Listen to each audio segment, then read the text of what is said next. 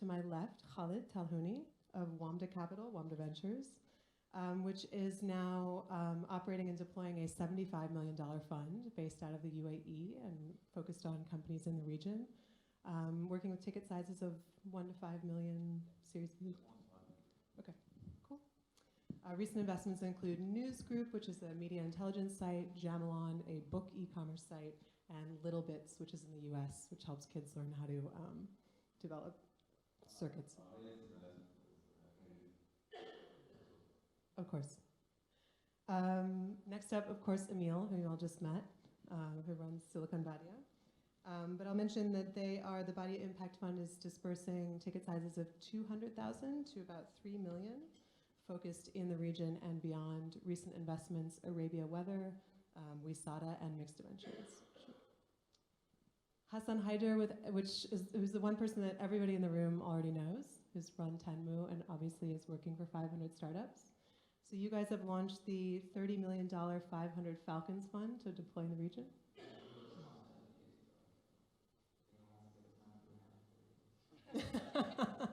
Right.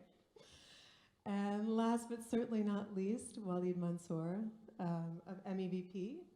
So you guys have recently closed your $32 million fund, have 2 funds, one in Lebanon, one in the UAE, and deploying ticket sizes of 500K to 2 to 3 million. So another fund, we can actually, 500 to 3 million, and Lebanon, Wow, exciting. So very exciting days, especially in Lebanon, as you all know. We've seen Emile's predictions for the region and the opportunities at hand and the complexities of some of the opportunities, especially in the e-commerce space. Where are you guys looking? You have all this capital at hand. There's a lot of money in the ecosystem. Where are you really looking for your next big successes? I guess, so we try to kind of look at this through the prism of a number of interlocking investment theses or investment strategies. The first is geographic, which is to say we don't really look for opportunities in any singular country, and we don't like any business that is country specific. So core to this is looking at businesses that are operating across the region as a whole, because we just don't believe that single country technology businesses work, particularly in our vertical. There are some exceptions, but with consumer internet or even some forms of B2B, just any singular market is just not big enough. So I think that's the kind of first thing. The second is, I mean, we're beginning to see emerging verticals where technology companies are solving historic problems. I think Emile mentioned the fintech gap, so the credit gap, for example, is a huge issue in the region. This is one of the lowest banked regions in the world. It has the largest credit gap in the sense that there's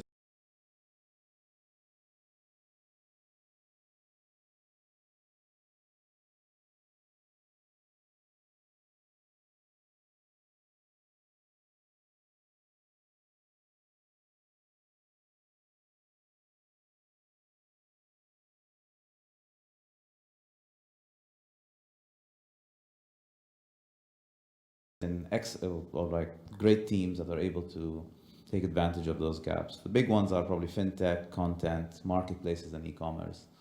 So those are kind of our general themes, but we're quite opportunistic. So we, yeah. So from our side, I think our passion is fantastic entrepreneurs that can execute. So I think a little bit of our mandate is opportunistic. I think we believe in a lot of what we see in the market, and we think it's about execution, and we think it's about finding the teams that can execute. And I think another part of it is, as venture investors, we're human beings. We have our own individual passions. So I'd probably say that, Emile thinks differently than Namik, thinks differently than Hagob, thinks differently than Dina. We all fundamentally think differently. My personal passion, I have to admit, is health tech and fintech, but that's, it's just who I am. So our philosophy at 500 is a bit different than you guys. Most VCs try to build a concentrated portfolio.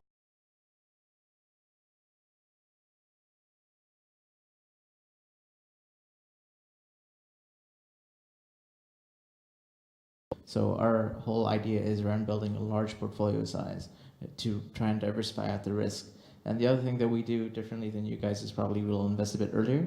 We're looking at deploying $50,000 to $100,000 checks quite early on in the lifestyle of the businesses. Most of the startups will have a product at that point in time and early signs of traction, and that's really when we're going to be investing. We don't really have any sector or segment sort of allocation, but the things that I like are e-commerce in the region, media and content, video-related stuff is quite cool. There's a lot of opportunity there, and other things related to, I've seen a lot of hardware and IoT coming out recently, and I think that it's an underfunded area in the region, but you're seeing some really good technology coming out as well. So we're not going to invest in R&D or anything like that, but there are a lot of really interesting startups coming out. So our phase, we're really focused on building a large portfolio and focusing on the seed stage of investments here. So we're trying to plug in the gap between the accelerators and these guys here. So it took us a few years to refine our investment thesis. That's also an evolving topic. First of all, we look at the entrepreneur. And a few years ago, when we used to invest in $500,000 or $100,000, we had small teams. Today, we really validate whether the entrepreneurs we invest in are capable of building large teams. Our average size of teams are 40 to 50. We have companies who have crossed the 100, very high specialties. So building entrepreneurs who can build large teams and large businesses. Second is, obviously we have an expertise in some verticals. This is just because we've been doing this for years. So, but most importantly, the investment thesis of the company should solve what we internally call a big endogenous problem. We want to solve big problems, whether they are the unavailability of content. We've done a lot on the consumer internet side. We've built successful large businesses in the Arab world, solving that problem in music, in websites, in apps, around food, around healthcare. Companies like Al-Tibbi, for instance, today are probably the largest Arabic content medical website, Al-Ghami, Shahiya, or Lamsa, the content for children. So on the content side, we obviously like that. We like marketplaces, and recently we've been developing a nice portfolio in software as a service. We've invested in few companies that are now getting traction in markets like the US.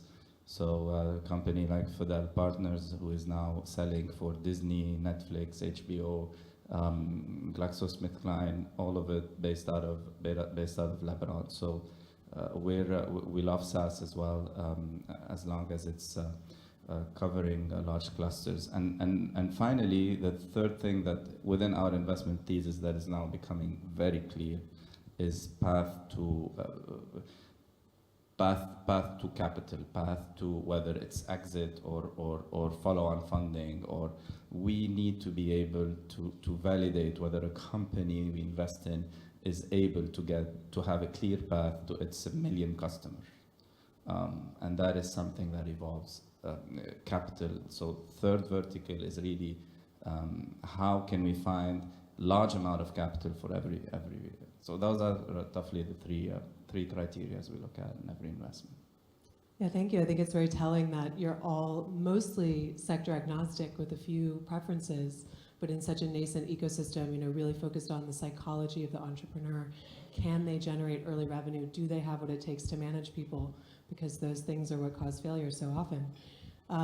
So now that you've all articulated your wish lists, basically, in terms of companies that you want to see, your biggest challenge now, and a big challenge in the ecosystem, is getting good deal flow, at least from my perspective.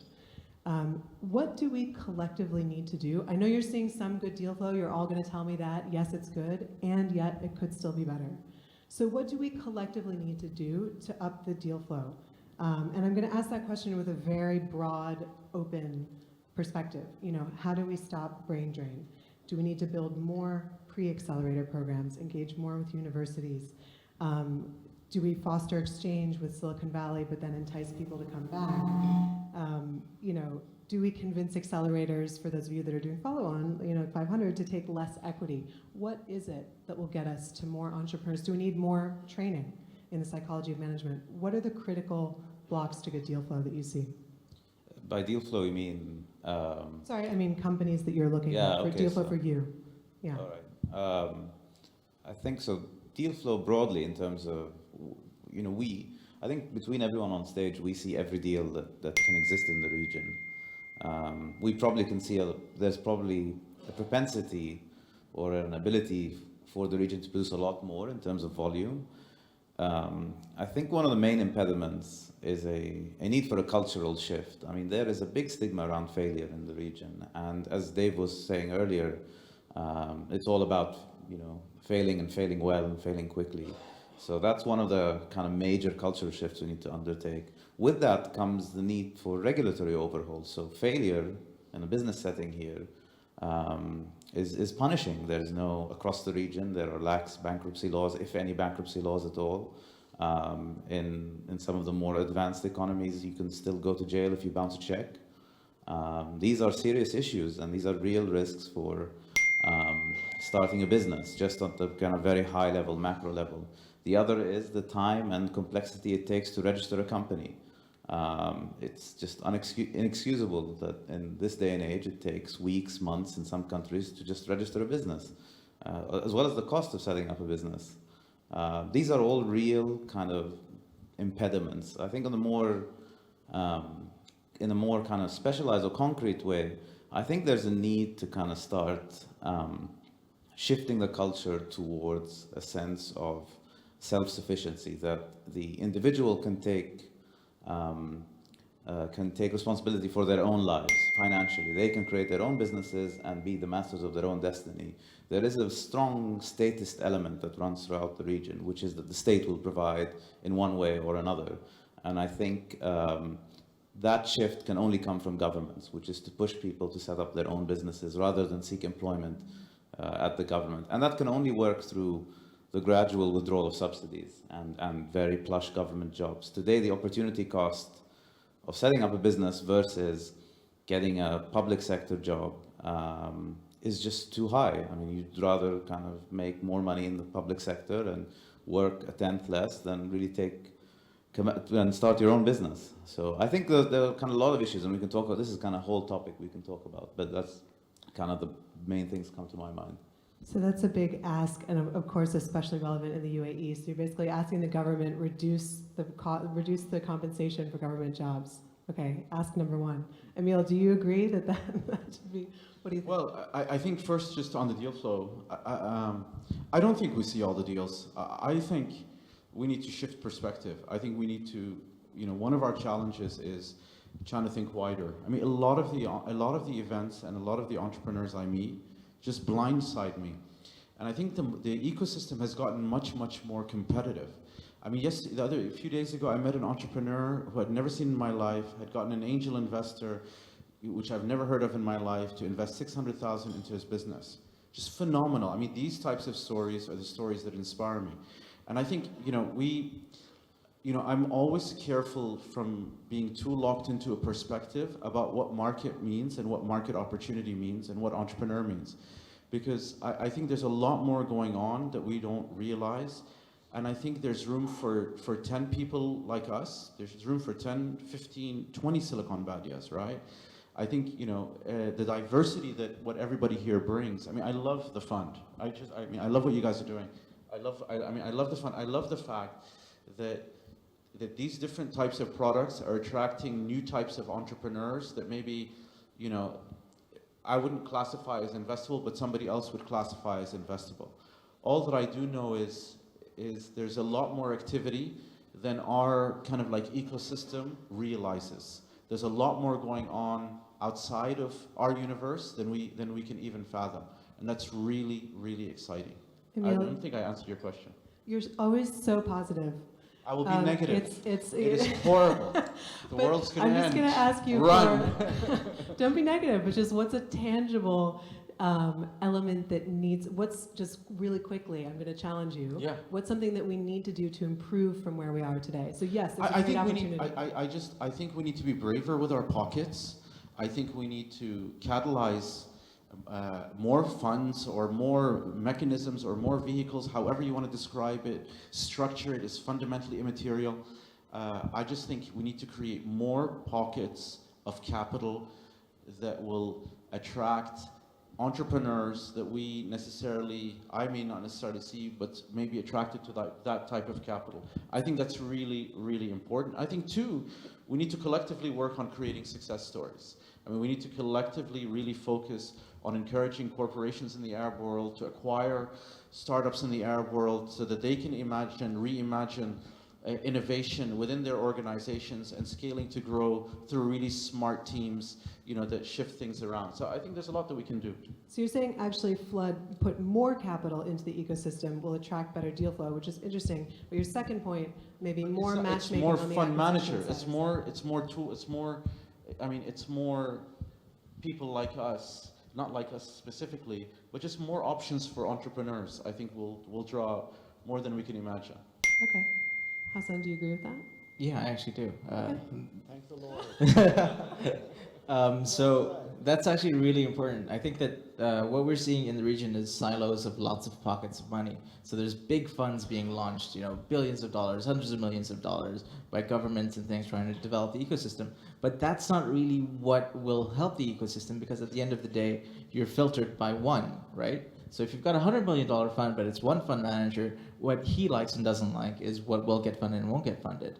So if you've got a bunch of pockets, so instead of a $100 million fund, set up 10 $10 million funds and start working on building out the investor ecosystem. I really don't think that the deal flow is really an issue in the region. I see more deal flow than I can handle. I mean, seriously, it's more than I can handle.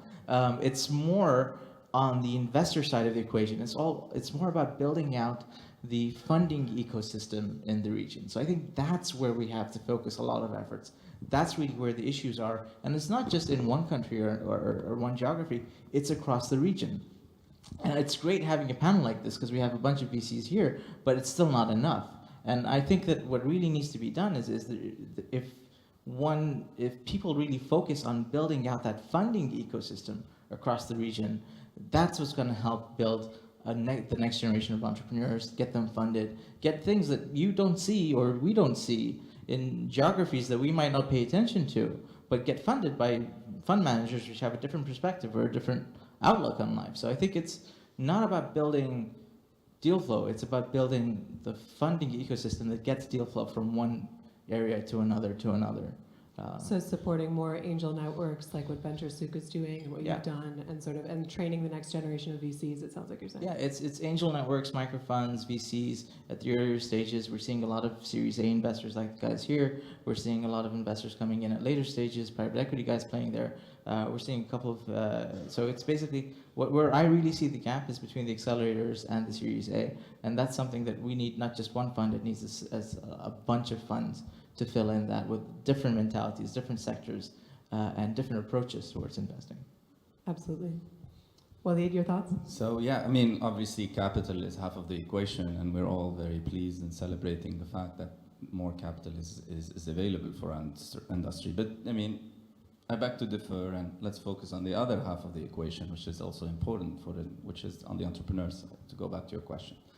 So, few stats from our experience. We screen around 400 companies a year. We invest between 5 to 8.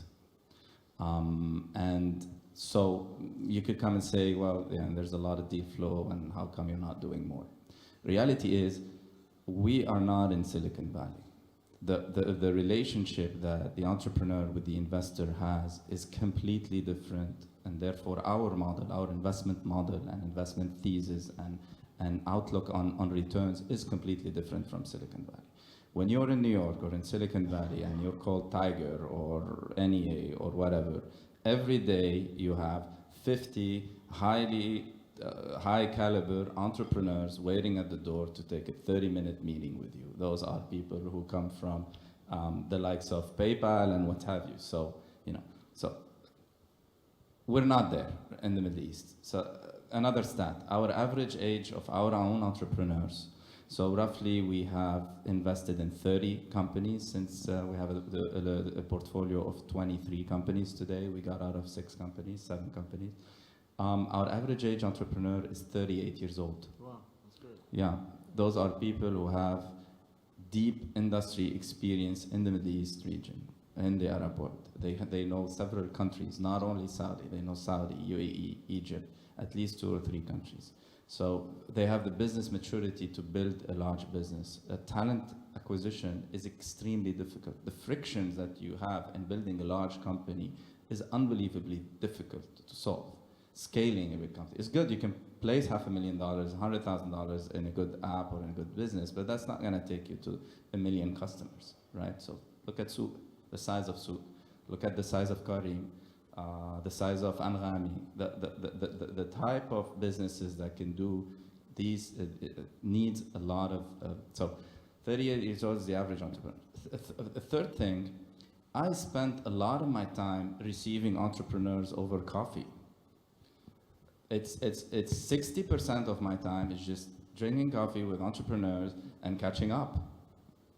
And I do this over months and months and months and months up until we invest. That's the reality of the entrepreneur. And there are amazing, beautiful, loving, capable, talented people, but they don't come to you ready for investment. And you spend your time building that relationship, mentoring, connecting them with the existing portfolio company before even they launch. So the amount of preparation for them to leave a job, whether it's a government, I don't think we had any government employee work in our portfolio. They all come from the private sector usually. It takes time. We're talking about a mobile company.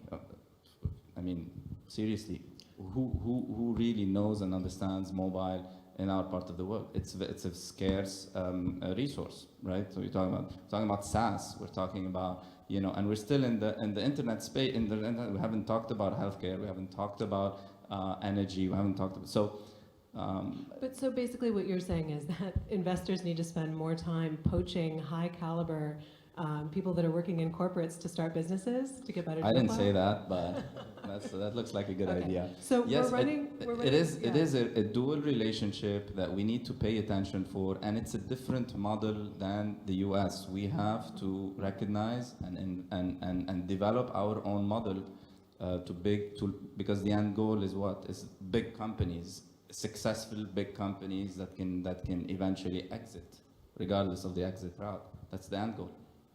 Thank you. So I know we're running short on time. We only have half an hour, and there's so much that I want to talk about. I'm going to have to skip my question on what the best ways are to engage with Silicon Valley, even though that's what this conference is all about. I think we'll have a lot of time today to discuss that. But I do really want to get to an important question because it's a passion of mine and because of the nature of our panel. Let's talk for just a brief second about diversity and inclusion, which is something I've chatted with Emile about. How many women-led companies do you guys see? And this is a two-part question. Do you think that the number that you invest in is proportional to the number that you see? And if not, what needs to change? And then my second question is, a lot of the companies that I've seen in the region, and it's not, there are exceptions, but are usually launched by people who already have a bit of capital and come from somewhat wealthy backgrounds, so they have the opportunity to take risk. In the context of, in our broader context in the Middle East and globally, how can we make entrepreneurship something that's more inclusive to people that are coming from lower socioeconomic backgrounds? And as VCs, is that something that you guys care about? Because we're talking about building the ecosystem and really bringing in a diversity of perspective and transforming, as Khaled said, an entire cultural mindset. Is that something that you guys ever have an eye towards? I know we only have about 5 minutes. Yeah. So I've thrown a tough question at you, but if you could just give a quick perspective. As quickly as possible. I guess for us, kind of first answer to your question is about 20% of the deals we see are women-led, or there are women in the founding team, or part of the kind of co-founding team, which broadly reflects our portfolio. So I think there is a kind of one-to-one conversion from the pipeline. I think actually when it comes to that, interestingly, within the entrepreneurial ecosystem, I don't think we're that much worse off in terms of inclusion compared to Silicon Valley, because I think they both have issues around female inclusion and stuff like that. So I think we're doing okay there, but I think that's also because the sample size is very small. And as you said, a lot of our entrepreneurs tend to come from kind of wealthier socioeconomic backgrounds, where a lot of these barriers don't exist, right, within those stratas of society.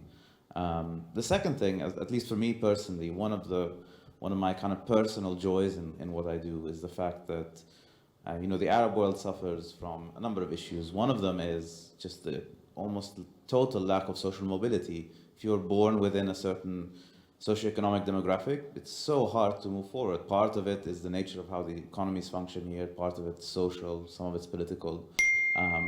The great thing about supporting entrepreneurs and working with entrepreneurs build great companies is that you can break that cycle, right?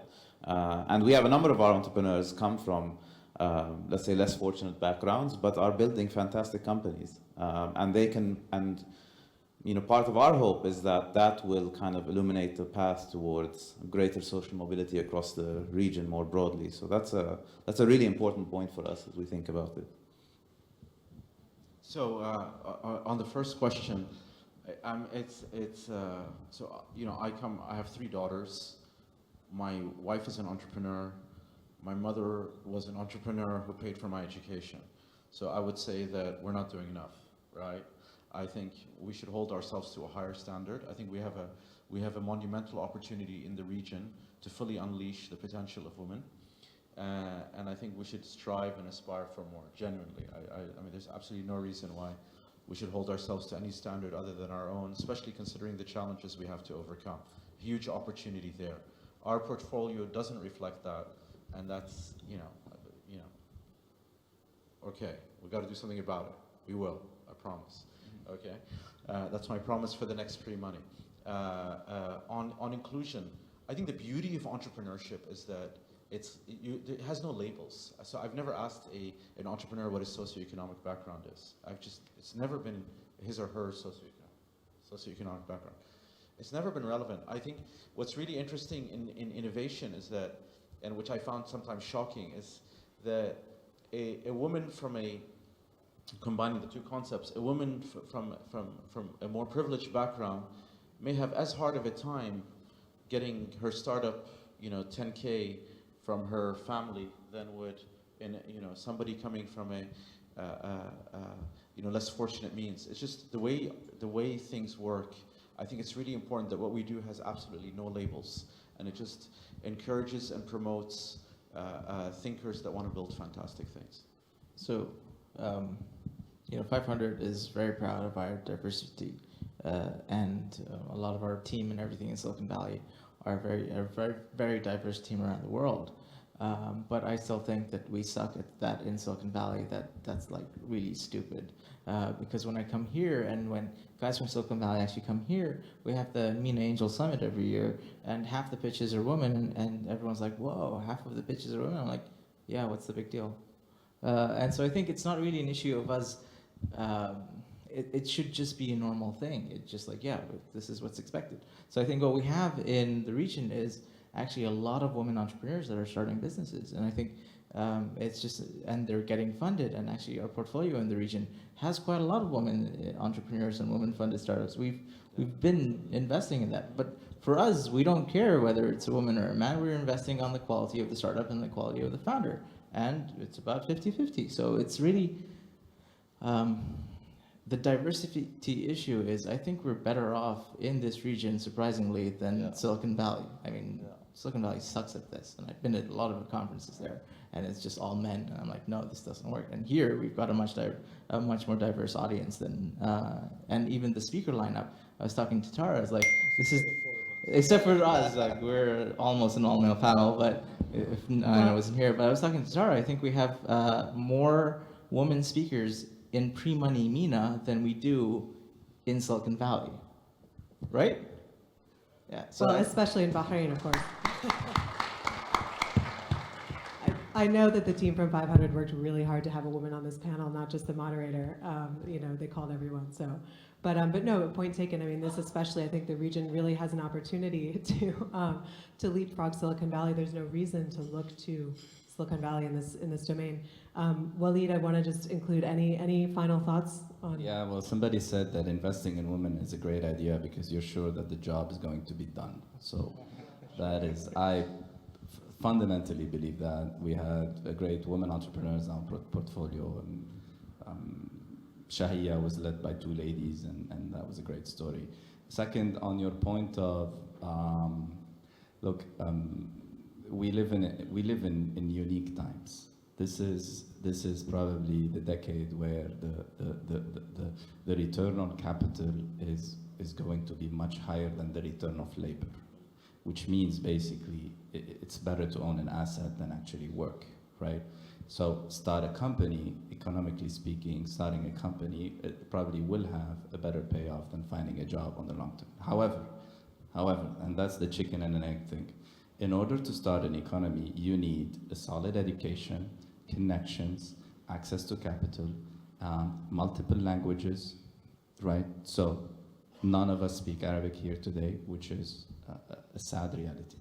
And those who have access to education, with the educational costs rising year on year and becoming ridiculously expensive, is the lucky few. The lucky few.